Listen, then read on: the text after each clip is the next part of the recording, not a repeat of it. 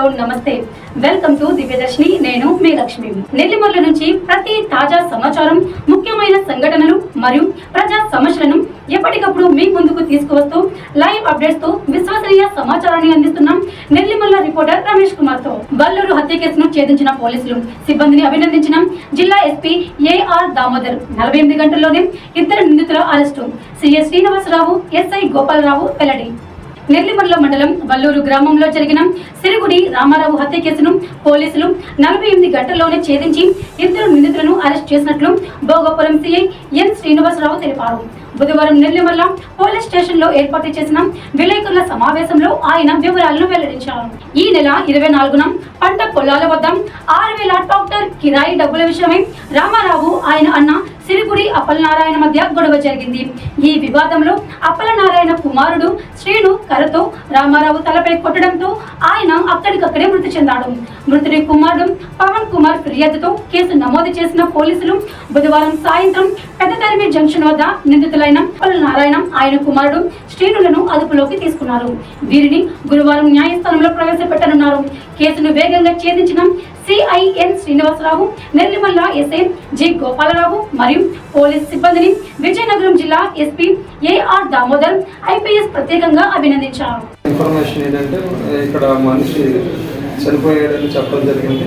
ఏంటని నిర్ణయించుకుంటే వెళ్ళి మా పోలీస్ టీం వెంటనే వెళ్ళి సీన్కి వెళ్ళి చూడగా అక్కడ మృతుడిని కొట్టి చంపినట్టు మాకు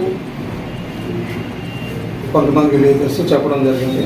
దానితో తర్వాత మేము ఇమీడియట్గా దర్యాప్తు చేపట్టాము. అది ఒల్లూరు గ్రామమైన నెల్లిమర్ల పోలీస్ స్టేషన్ నిమిషంలో ఒల్లూరు గ్రామానికి చెందిన సిరుగుడి రామారావు అన్న అతను చనిపోయాడు.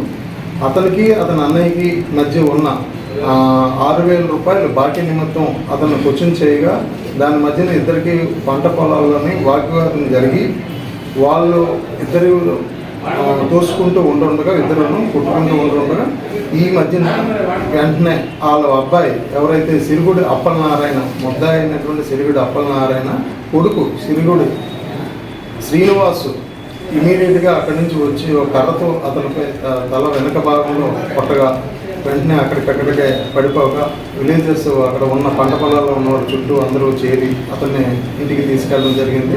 అక్కడికి తీసుకెళ్ళిన తర్వాత ఆరోగ్య డాక్టరు అతన్ని పరీక్షించగా చనిపోయాడని నిర్ధారించి చేయడమైంది. అయితే మేము ఇదంతా వీళ్ళకి ఈ పంట పొలాల డబ్బులు 6000 రూపాయలకు వచ్చిన గొడవ ఏంటంటే ఎందుకు ముందు నుంచే ఉన్నది.